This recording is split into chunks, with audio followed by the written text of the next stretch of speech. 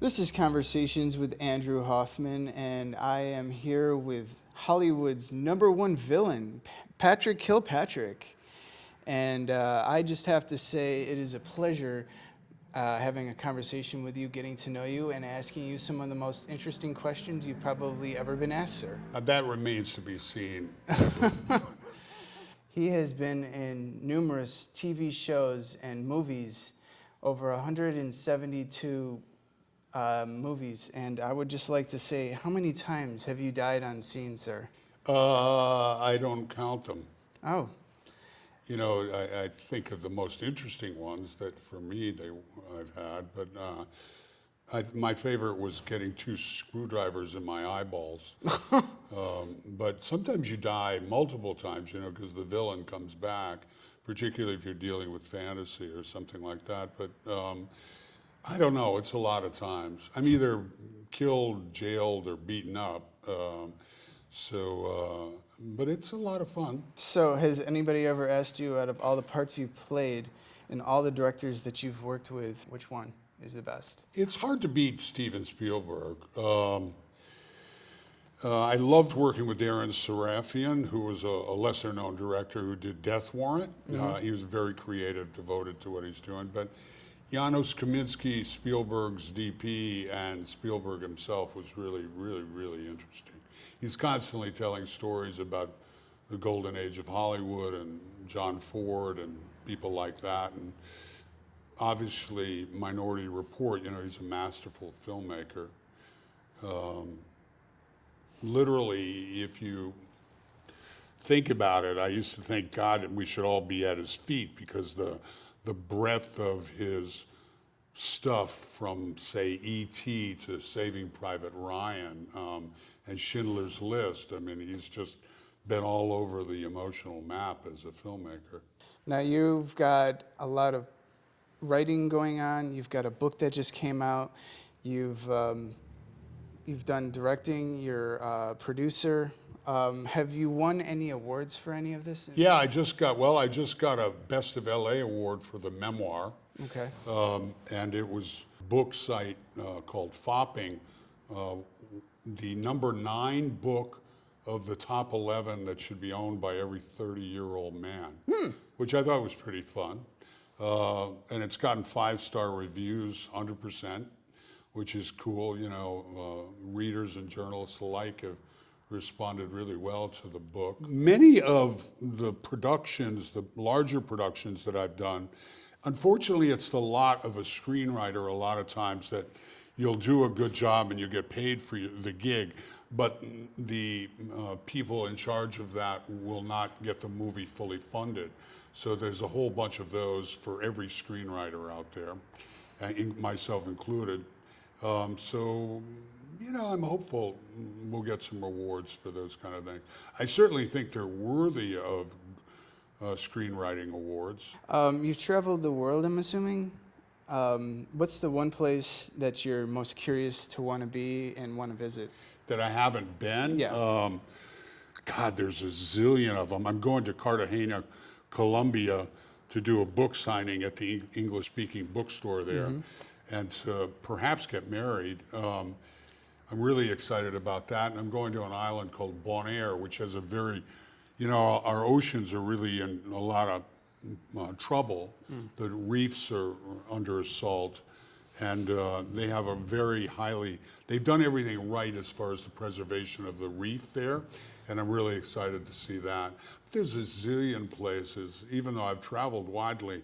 God, the world is a big place. I mean, the Amalfi Coast of Italy, some places in Asia. There's a lot of places. At what point did you know that this is what you want to do with your life? You know, I had been I said big time, I was earning a really good living and working as a staff writer at Time Incorporated on all their magazines. I had done magazine journalism and advertising for about 10 years. And then I took a break to write a novel and ended up splitting a house with an actor, becoming a big-time Broadway and West End of London theater director. I really wanted to do something different from just doing advertising, writing, and journalism as I had been doing, although I loved it while I was doing it. So That took me into acting, and it became apparent to me around 1982, July 17th, I remember the exact day, that the universe was actually telling me to become an actor. The business has the potential from going to being a pauper one minute to, living the life of a prince 12 hours later. So I think that's one of the reasons we stay in it. I'm a big believer in following what the universe is telling you to do. So, I was running around with Richard Dreyfuss and Frank Langella and Blythe Danner and Christopher Reeves before his accident, all these big-time Eastern actors. And I wrote a play instead of a novel. That got produced. And I was asked to join all these theater companies as the play selector. So it was clear to me that the universe wanted me to take my hand at acting, and then, of course, being a writer, I started script writing. Okay, so I'd like you to think back the last 20 years and tell me which president you admired and why. I've been terribly disillusioned by a lot of guys I voted for. It's rare if you get somebody who's actually policies follow along with, first of all, that even they do what they say they're going to do. So I've voted. I'm not although I'm a registered Republican. I voted for Clinton twice. I've now come to the conclusion that he and Al Gore committed treason, which I have a big problem with, in taking money from the Red Chinese Army through the Buddhist temple. And then I voted for Bush twice because I felt with 9/11, he was probably the best guy to have in office for that. But I wouldn't call him the most visionary guy on the planet. And then I voted for Obama, even though I tremendously respected McCain's military service. But I was hoping for some real vision and vigor. But I think he did some things that was really contrary to the security of America. So he was a monumental disappointment. As much as I decry Trump's lack of statesmanship sometimes, he's the only guy that I know of that's been in the president who's actually done what he said he was going to do most of the time. Whether you agree with everything he comes across with, I think he's his own worst enemy, statesman-like, but I actually think his policies were desperately needed on a lot of levels, which puts me in a distinct minority here in Hollywood for sure. Right. You are an armsman, correct? Yeah. You mean I like pistols and rifles and shotguns and that? Yeah. Yeah, I'm not a gunsmith. A gunsmith would be a guy who actually builds them. I've got buddies who are. No, I take them apart. I can't put them back together. But springs go all over the place. But they started sticking guns in my hands early on with all these villain parts. And so I started studying with the LAPD. And then if you're an actor, being an actor is actually a great cover if you wanted to be a terrorist. Right. Because you get invited to all this crazy ass stuff. Like combat man tracking. Yeah. And if they discover that you like this stuff, which I did, then you get invited to a lot of good stuff. So guns became like my golf. I've done a lot of recreational competitive shooting. I would have to say the most entertaining thing that I've ever seen you in is the gun safety gone wrong. It's the most comedic thing that I've ever seen you do. Tell me, what was it like working with Andy Dick?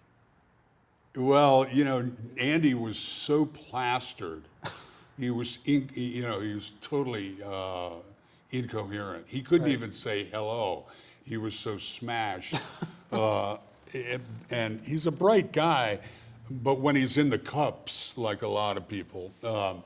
But I told the director of photography, just keep the camera rolling because he's giving you gold. Because he was so obliterated. That's probably your best act yet. I can't stand how funny that was. It was just amazing. It's really funny. We exhibited that at a festival up the street. And I was ready for them to lynch us. But it was really wonderful because the whole place just went nuts laughing. And my only regret is I didn't think I needed to use the F-bomb so much at the end. A couple of times. I thought that was kind of abusive to the little girl, but it was pretty funny. In fact, the producer of that, we talked about doing a whole series of things like Kilpatrick talks politics at an old folks home and stuff like that, and doing a whole series of those things, but it hasn't really manifested itself. That's all improvisation, by the way. I just did a movie called Night Walk, and I improv through the whole movie. I got hired as the lead Nazi and producer-director for a movie based on the similar concept if the Nazis had won World War II. And we got about a third into it, and Man in the High Castle came out. So creatively, that was initially blown out of the water. But which I've done in the past, it happens sometimes. So I reworked that project and put it in another arena. It had nothing to do with Nazis, but we used the world that we had built if the Nazis had won the war, and just transformed it into something far more interesting. So it's an abject lesson in what do you do when you're running competitively against another project and you think you're going to get beaten getting it to the screen. Don't give up. Just try and write your way out of it creatively. It worked out really well. Hopefully that project is going to be coming out on Netflix soon. And it's really an interesting deal.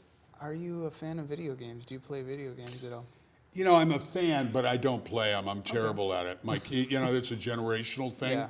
My kids, is it Call to Duty? What's the Call to Duty? It's, Call of Duty. Call of Duty. I think they're a wonderful thing in the sense that I tried to get my kids to watch History Channel, but they learned everything about World War II from the video game. I mean, down to the minutia of the calibers of the rifles and everything else. So they can be a really educational deal. Well, they're certainly helpful in drone warfare now. Oh, yeah.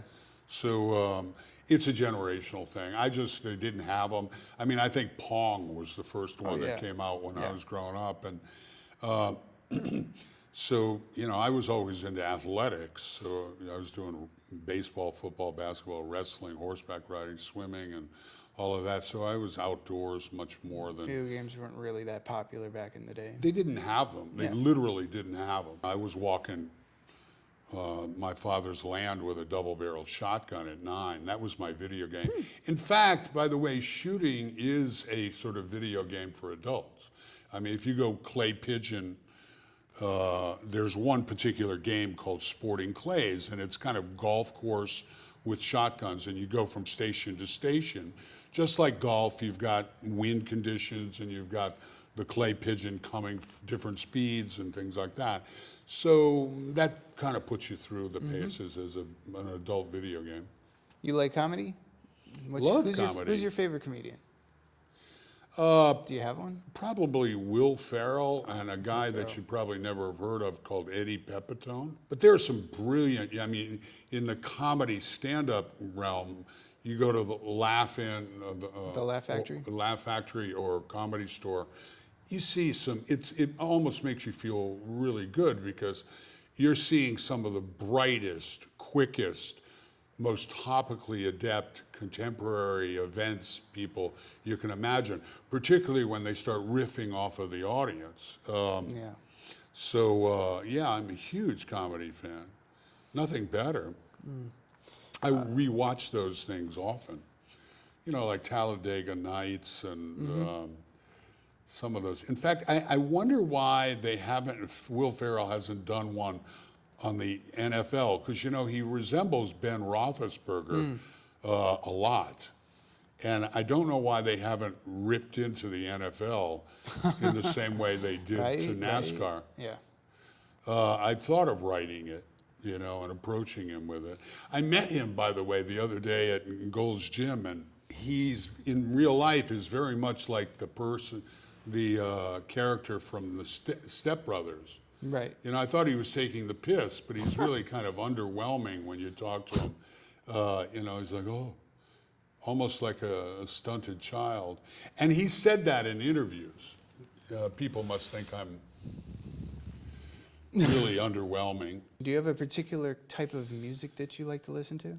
No, because as a producer, I'm listening to all different kinds of things for soundtracks.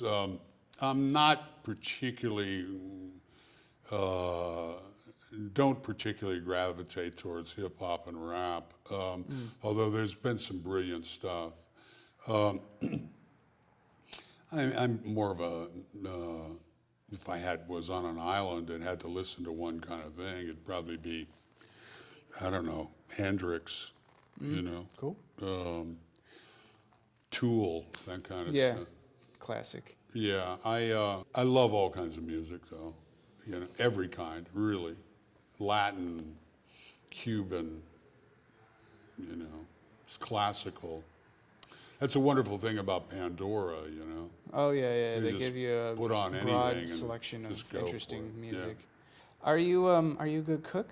Do you cook for other people? Well, that's a relative. Yeah, I do quite Okay. often. Whether you're a good cook or I think of myself as a pretty good food preparer. I'm not doing a lot of different recipes. I never measure stuff out. It's all by taste. But my theory is if you start with all organic, pure, really good ingredients, generally it's going to come out okay. What's your favorite dish? Right now, they have this incredible homemade pasta at the farmers markets on Larchmont. You know, pasta can be difficult because it sticks together and all kinds of other stuff.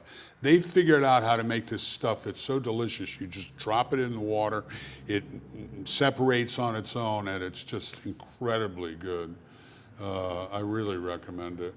It's an offset question, but have you ever experimented with psychedelic drugs? Oh, yeah. Oh. Sure. Quite open about it in my book, Dying for Living. Yeah, I did psilocybin the first time when I was 13, and then I had a big gap because prep school in Virginia and University of Richmond were kind of slightly behind where I grew up in Connecticut, which was very precocious when it came to music and drugs. But yeah, I used to, I was more of a go downhill skiing, go motorcycling guy on acid than we did everything on psychedelics for a couple of years there.